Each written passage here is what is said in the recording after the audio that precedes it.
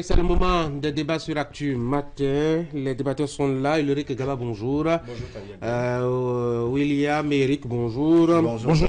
On va déjà commencer par le premier sujet, puisqu'on en a trois ce matin avec cette dernière actualité sénégalaise. On va commencer déjà par ce qui nous concerne, nous d'abord. La lutte contre le sachet. Hier, le monde entier a fait un clin d'œil sur l'usage du sachet plastique. Au Bénin, on a voté des lois, on a pris des décisions. Ça fait quand même 4 ou 5 ans en arrière, ou 6 ans, si mes souvenirs sont bons. Pourtant, on n'a pas l'impression qu'on a vraiment avancé, Eric. Oui, du tout pas, même pas un peu. Je pense qu'il faut davantage aller au-delà de la loi. Déjà qu'il faut saluer, mais assurer que tout le mécanisme de production de ces emballages plastiques soit véritablement combattu. Essayer également de voir avec les personnes qui sont dans ce genre de business, de quoi leur proposer une sorte de reconversion vers des emballages biodégradables. Je pense que c'est même ce qui avait été annoncé. Oui, on a même, le Conseil des ministres a même donné son aval pour l'installation d'une usine. Et le ministre du cadre de vie avait rencontré un certain nombre de partenaires qui voulaient véritablement amener sur notre territoire des emballages biodégradables pour permettre une transition. Mais tout cela, que ça devient? Oui, justement, on n'a pas évolué. Il faut constater que jusqu'à la date d'aujourd'hui, on continue par observer de ces emballages plastiques sur les étalages dans nos marchés. Voilà. Oui, mais William, pourquoi est-ce que l'activité à la peau dure comme ça? On ne peut pas y arriver. Parce qu'il n'y a pas de quoi suppléer cette activité. La transition, Eric proposait qu'elle soit déjà entamée avec l'existence des biodégradables pour décourager l'usage du non biodégradable. Oui, mais on a proposé, les gens se sont montrés réticents. Hein? Pas forcément.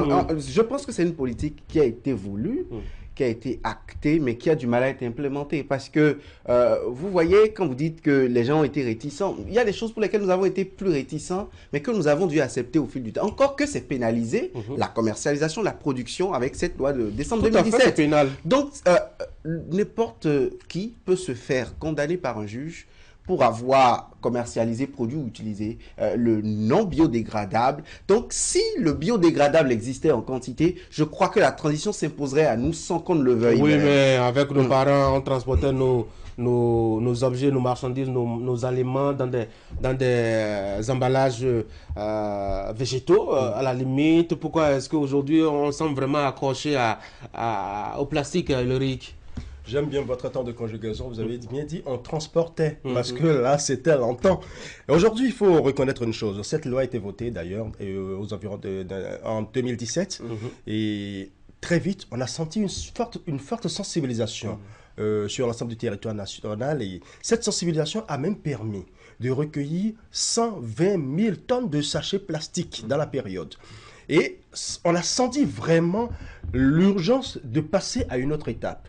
Mais très vite, la répression a suivi et très vite, la répression encore s'est tue. Qu'est-ce qui s'est passé entre-temps? Ça veut dire que déjà, il n'y a pas eu des mesures réelles qui ont suivi. On a parlé des sachets biodégradables qu'on devrait mettre sur le marché. Vous allez remarquer que dans les supermarchés et dans les pharmacies, la mesure a plus ou moins pris. Absolument.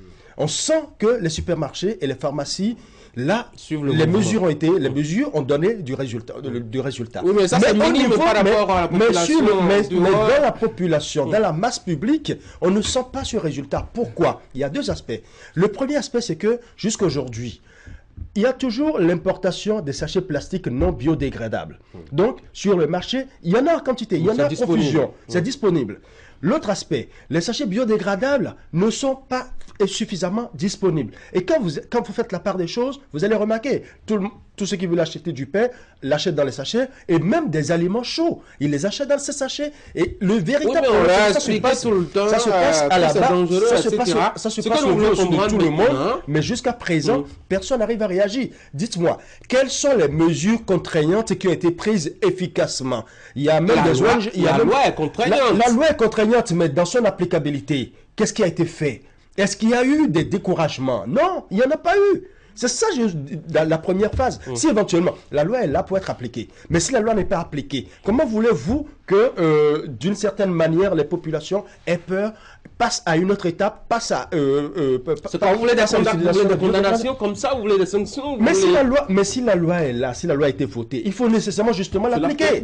Eric, cela peut être déjà un début. Vous savez, il faut voir un peu ça comme l'essence de contrebande. Quand bien même c'est interdit, les acteurs du secteur trouvent toujours un moyen d'importer ces produits sur notre territoire. Parce que c'est juteux, il y a beaucoup d'argent dedans. Et allez-y voir cette ramification également au sommet, enfin, j'ai pas envie de dire n'importe quoi.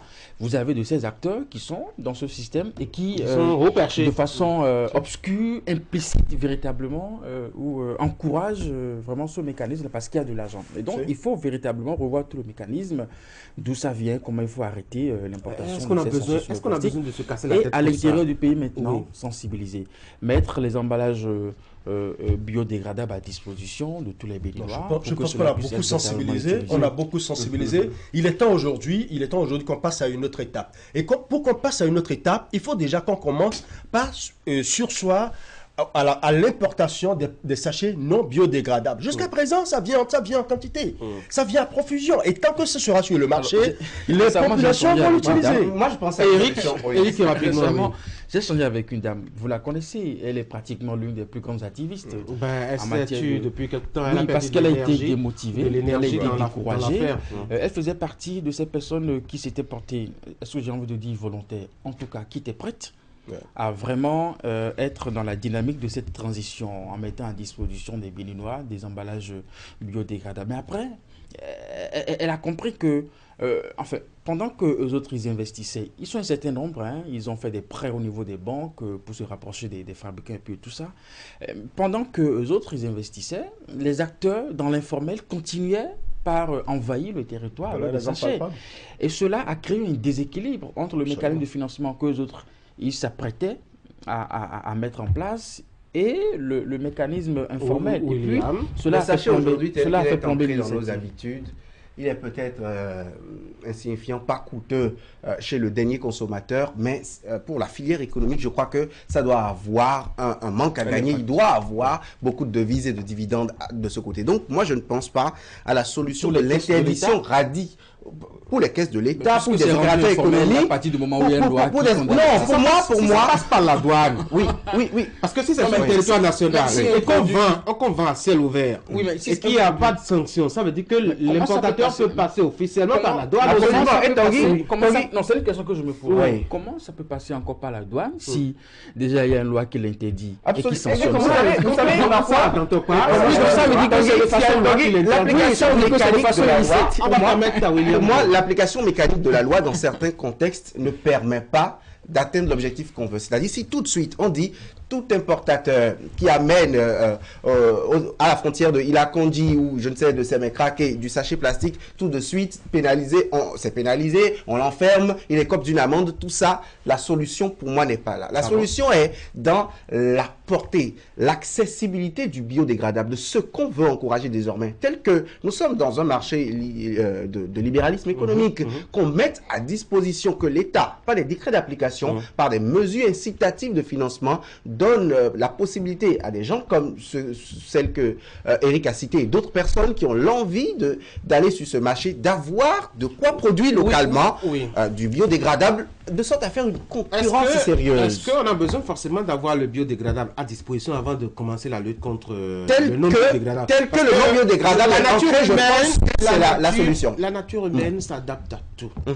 Dès lors qu'on aura arraché le non biodégradable à tout le monde, chacun trouvera une façon de transporter ses aliments. Et moi, je pense que ça ne va pas durer dans le temps. Moi, je pense que cette solution ne va pas durer dans le temps. Je pense que cette solution, l'approche holistique, selon moi, est la meilleure, avec de la méthode et sur de la durée. Sinon, la loi, c'est depuis 5 ans déjà, bientôt 6 ans. 6 ans. Ouais. Non seulement on n'en a pas besoin, parce qu'il y a une volonté politique qui a voulu l'interdire, qui a voulu sanctionner. Et donc, nous sommes dans un cadre juridique qui décourage véritablement, comment on dit, les sachets. Est-ce que c'est la volonté politique, ça, ou c'est la volonté... Il faut encourager. Soit on a voté une loi juste pour la voter.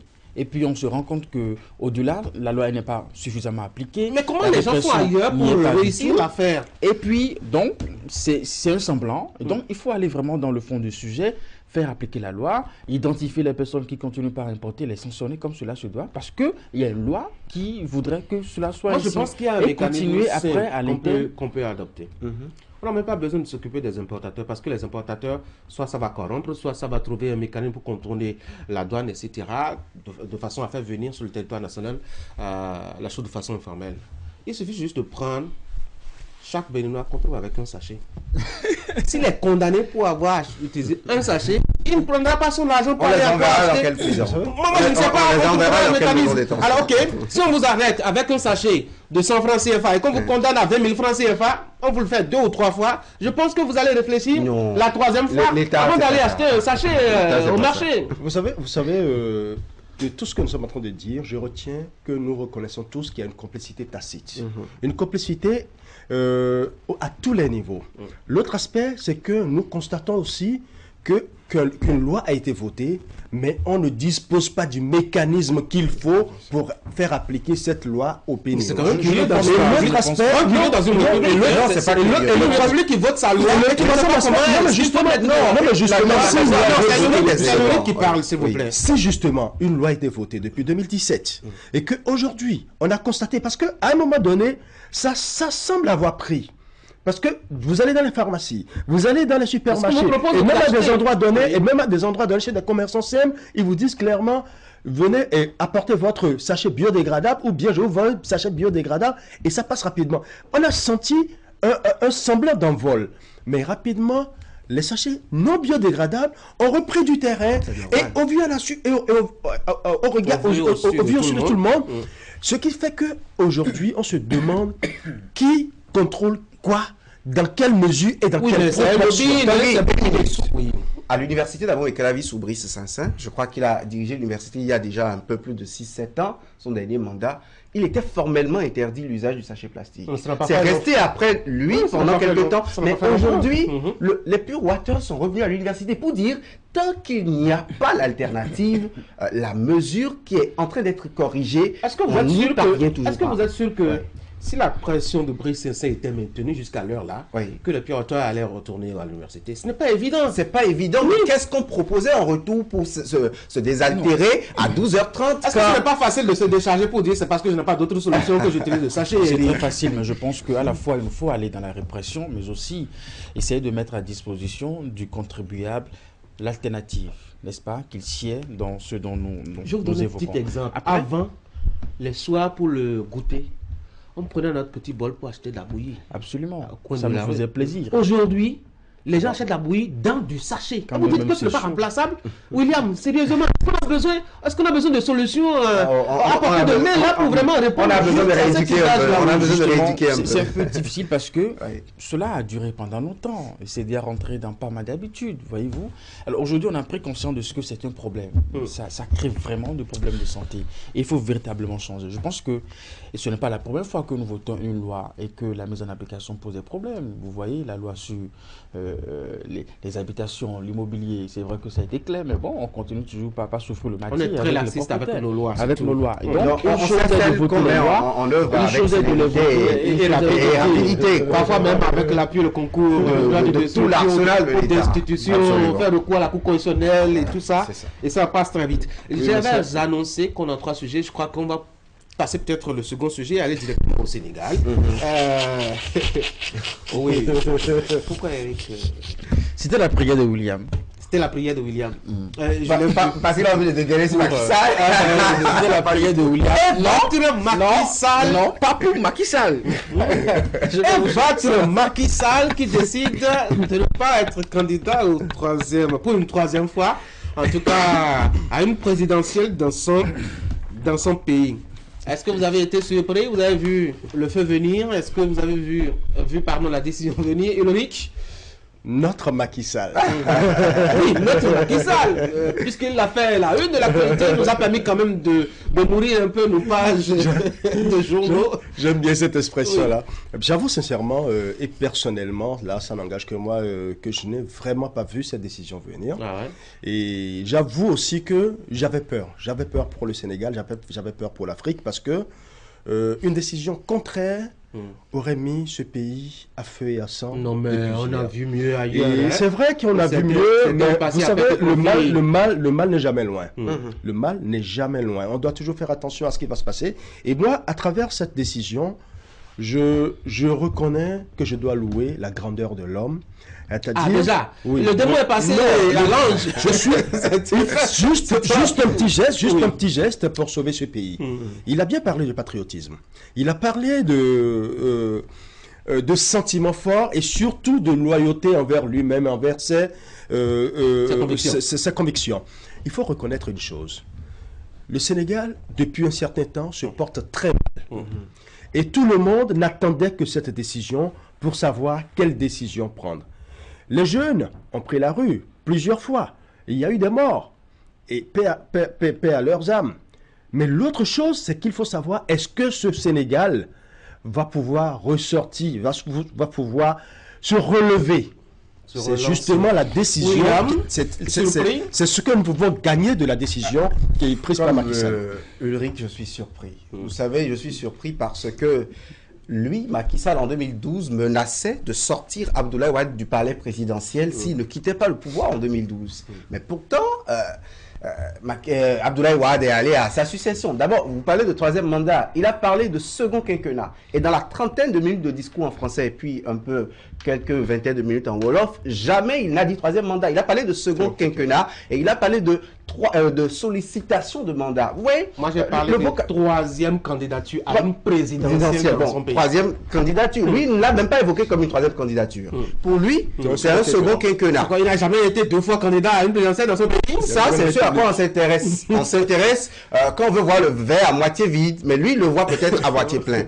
Pour dire que, si vous voyez l'attention de toute l'Afrique francophone hier sur Dakar, vous sentez que nous sommes... C'était la capitale de l'Afrique. C'était la capitale de l'Afrique hier. Vous savez, hier, 20h GMT, c'était comme, je ne sais pas, l'investiture du président américain pour nous, je ne sais quel autre événement majeur. Pour dire qu'on est épris de paix, on est épris de justice sociale. Macky Sall, pour moi, me surprend parce que, vous savez, la pression est peut-être très forte au Sénégal, dans la rue, la pression à l'international, le discours et tout.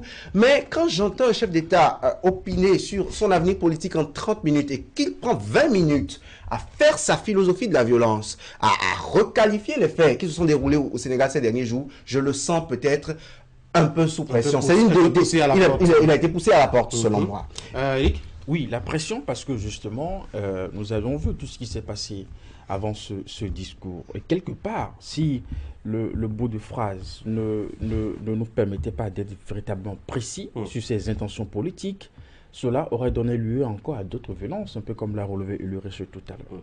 Après, moi, la décision en elle-même, ce n'est pas ce qui m'intéresse ce matin. C'est comment on peut comprendre que malgré nos constitutions, nos textes, nos lois, que ça soit dans un discours, fut-il officiel, qu'on retient le souffle de tout un peuple sur une question de succession. De tout un continent. De tout un continent. Alors, pourquoi on vote alors des textes? Pourquoi on encadre nos républiques de constitution? Oui, mais... C'est pour régler ces problèmes. La question se pose tout à l'heure. Le plus jeune Français vous dira aujourd'hui que sur la question de est-ce que Macron reviendra au plat, ça c'est vidé. Ce n'est pas une question. Ce n'est pas une question, on ne se pose plus ces questions. On a déjà fini avec tout ça. Donc je pense que nous avons encore vraiment du travail à faire dans nos démocraties. Oui, mais pourquoi est-ce qu'on a besoin forcément ne donne pas lieu à aucun ministère? Vous pensez que la question ne se pose pas en France? Richard Ferrand a proposé que Macron... Oui, il a mis la galerie. Il a mis la galerie. Et ça n'avait pas fait 2 jours. Pour moi, c'est que hier, le discours de Macky Sall hier est devenu la Constitution. Pour moi, c'est que le discours de Macky Sall hier est devenu la Constitution. C'est dans ce discours qu'on veut savoir si le président ou pas. C'est lamentable, quoi. Richard Ferrand a amusé la galerie en France, mais je peux vous dire que beaucoup de leaders religieux et 512 maires et présidents de région sur 601 que compte le Sénégal trouvaient que Macky Sall était le seul cerveau, la seule compétence, le seul leader pour présider encore aux destinées de notre continent. Cela voudrait dire... De ce pays, oui. De ce pays. Pour dire que, vous savez, parfois nos politiques, on ne comprend pas ce qui peut motiver leur position. Alors quand on vous tient par la corde, voyez-vous, c'est compliqué de ne pas dire, bon, écoutez... Ils sont tenus par l'accord, ils ne sont plus mandatés par nous. Il y a quelques maires qui, quand même, étaient opposés au départ à la troisième candidature, qui se sont rangés rapidement parce qu'on leur a présenté quelques dossiers un peu intéressants. Un peu comme on le fait dans certains autres pays. Un peu comme leur politique et judiciaire, et ils se sont rangés. Oui, c'est ça, au fait, la faiblesse de nos institutions. C'est ça, au fait, qui fait... Oui, quelque part aussi, sur le continent, on est en train de susciter des candidatures, des leaders aussi vont se rajouter à ça bientôt. On en a marre. Comme Eric le disait tout à l'heure, le projet politique d'un État, ce sont des politiques publiques. Et ça se pense par tous. On ne peut pas avoir au bout des lèvres d'un seul individu la destinée de tout un État. Et quand vous parlez de conteste, moi je m'intéresse, vous savez, le PASTEF, le parti de Ousmane Sonko, a compté 50 morts depuis les élections de 2019. Ils ont compté par exemple que depuis que Macky Sall est là, 650 prisonniers politiques sont détenus. Et que tout ce contexte doit finir. Et dans ça, vous voyez des leaders politiques qui soutiennent une troisième candidature. Du coup, il y a un projet politique qui tombe à l'eau. Et je me demande même ce qu'il deviendra, Ousmane Sonko. Il a fait de Macky Sall son principal projet politique. Et on découvre avec lui ce que ça devient avec cette sortie, ce que ça devient. À quoi est-ce qu'il va penser désormais Sonko, puisqu'il n'a plus dans le viseur Macky Sall? Écoutez, Sonko est aujourd'hui un peu comme l'animal sacrifié. Ça, il faut l'avouer, parce qu'aujourd'hui, c'est Macky Sall qui en sort gagnant. Et il aurait fait cette déclaration, la déclaration qu'il a eu à faire hier, il l'aurait fait un peu plus tôt, que ça n'aurait pas le même effet. Hier, tout le continent, le monde entier était focalisé Sénégal. Tout le monde s'attendait à ce qu'il parle de remplir. Mais ce n'est pas le cas. Aujourd'hui, maintenant, vous constatez qu'on est passé à une autre étape. Il faut maintenant repenser le coup. Le projet Sonko est mort. Et aujourd'hui, c'est Sonko qui se retrouve, en un mot, le principal perdant de toute la cause. Même si on peut dire qu'il a un peu poussé Macky Sall à aller vers le départ. Mais l'autre aspect, il faut aussi dire que Sonko était pressenti. À un moment donné, il était pressenti aussi pour la présidence. Mais aujourd'hui, c'est fini. Est-ce que c'est perdre? J'ai l'impression que parfois en Afrique, on ne sait pas ce à quoi la jeunesse doit être dédiée. Est-ce que c'est perdre que d'engager complètement et totalement sa vie pour sauver un idéal, William? Ce n'est pas perdre.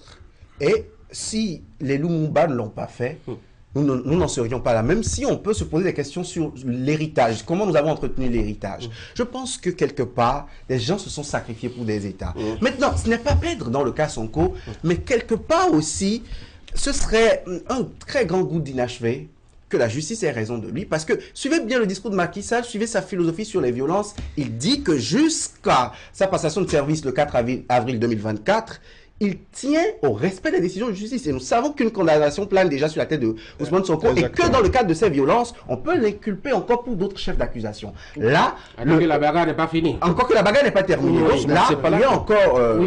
c'est pas là que j'allais chuter. On pourrait revenir là-dessus demain. Si Macky Sall a dû avorter son ambition, Sonko aussi devra avorter son ambition d'être le prochain président du Sénégal.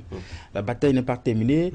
Quand on a bousculé un chef d'État juste dans son dernier retranchement... Ah oui, moi je tire chapeau. Juste dans son dernier retranchement, c'est que Macky Sall va chercher à prendre sa revanche. Et déjà, un réquisitoire est déjà dressé sur les violences. C'est tellement ça va se reposer sur être désormais... Attendons de voir. Le plus grand jeu maintenant, ce sera aussi pour que Sonko trouve son candidat. C'est ça aussi l'autre aspect maintenant. Parce que aujourd'hui, maintenant, Macky Sall veut trouver son dauphin. Il a peut-être même son dauphin. Il a peut-être son dauphin, parce que c'est vrai qu'il y a des noms qui circulent déjà, mais pas de façon officielle. Mais maintenant, il va revenir à Sonko de trouver maintenant celui qu'il faut pour la PR ou pour la coalition BBY. Donc c'est à ce niveau-là que tout va se jouer. Est-ce que les lieutenants de la coalition BBY vont toujours se retrouver ensemble ou y aura-t-il des dislocations dans le système? On va proposer Tanguy Agoy. Si je n'en trouve pas, je peux être un bon trait d'union. Ni de la mouvance, ni de l'opposition. Je n'aime pas la violence aussi. Donc, nous pour vous aider. Chers Sénégalais, vous avez un très bon candidat à Cotonou. Allez les gars, merci beaucoup. Passez une très bonne journée. Mesdames et messieurs, on va passer maintenant à Immersion avec Ouliat Sanoussi et Moufid Sabouhan qui nous proposent d'aller découvrir l'activité quotidienne de Martin Bousset. Il est redresseur de roues roues de moto. Est-ce que vous avez eu un petit choc peut-être avec votre moto? Est-ce que la roue ne répond pas? Eh bien, voici la bonne adresse pour vous.